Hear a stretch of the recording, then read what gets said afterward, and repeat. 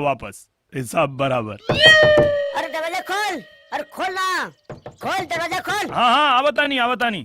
अरे आओ ना जल्दी।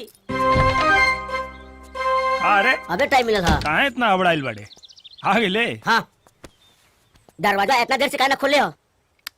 कसरत करत रहनी। हाँ कसरत? दरवाजा हाथ धो के खोल ले कि बिना धोले खोल ले हो? अरे चोरवा कांट भर के हवे तो इतना गंदा दिमाग है, तनी और बढ़ रहते तो का होत। देख दिमाग मत खराब कर, आज बढ़िया भइल यार। छोड़ ई सब तो दलाली में होत रहेला। हम दलाल हैं, अते बड़का कलेक्टर हुए। किसी याद काहे बड़े रे? कैसन चीज रहला? कैसन चीज रहला जेके देखते ही आदमी खलास हो जाए। अच्छा करीना कपूरवती रहले का रे? ना भाग्यश्री ना। तब कैसन? आँख, गाल, होठ, छाती, कमर। हाँ, कैसन रे? लड़की जैसन। ऐसे न बोनी नहीं कहो तोर। अच्छा बोल। हम बोनी करा दी। 6000 रुपया लागी। अरे यार दोस्त खातिर कुछ तो कंसेशन हो सकेला ना। अच्छा चल 5000 दे दिए, पर नोट असली चाहिए, नकली ना। तोर कसम असली नोट दे। अब फुल गेना के का हुई? पता चली तब ना। जाए चकोड़ा। हाँ? अच्छा सुन, हाँ? कहाँ जाए क्या? अजंता होटल, रूम नंबर 203, कमरा नंबर है। अच्छा कोनो धोखा ना हो? अरे लाइसेंसी दलाल है, दोस्त के साथ धोखा करे। तू जो अभी मैनेजर से फोन करके कहा था नहीं। ठीक बा जो जो तू। अरे छी, छी।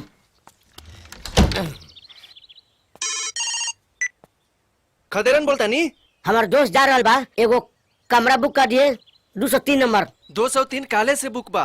203 में बुक बा। 202 में व्यवस्था करवा देता नी।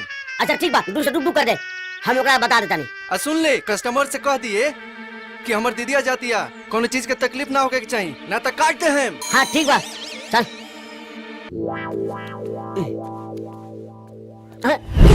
बड़ा जल्दी चल गई, टोलो बंद करके चल गई। बताओ ना अब कहाँ जाए हम?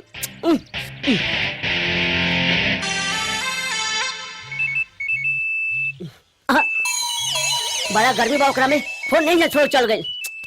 कहीं ओकर गर्मी लोग ना निकाल देवे। 203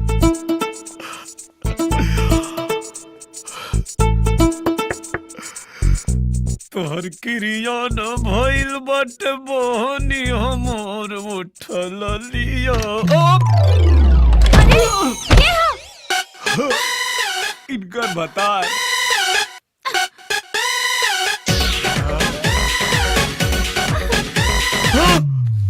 भूल गया ना तू? विजय अरे बाप रे बाप, पवित्र समझ के तोरा से प्यार कैले रही और तू अपवित्र होके में तनिको टाइम ना लगाउलू। अरे ये का पवित्र अपवित्र कैले बाड़ा? चुप रह। पहले ही बतावा हमारा नंबर कब था? पहला।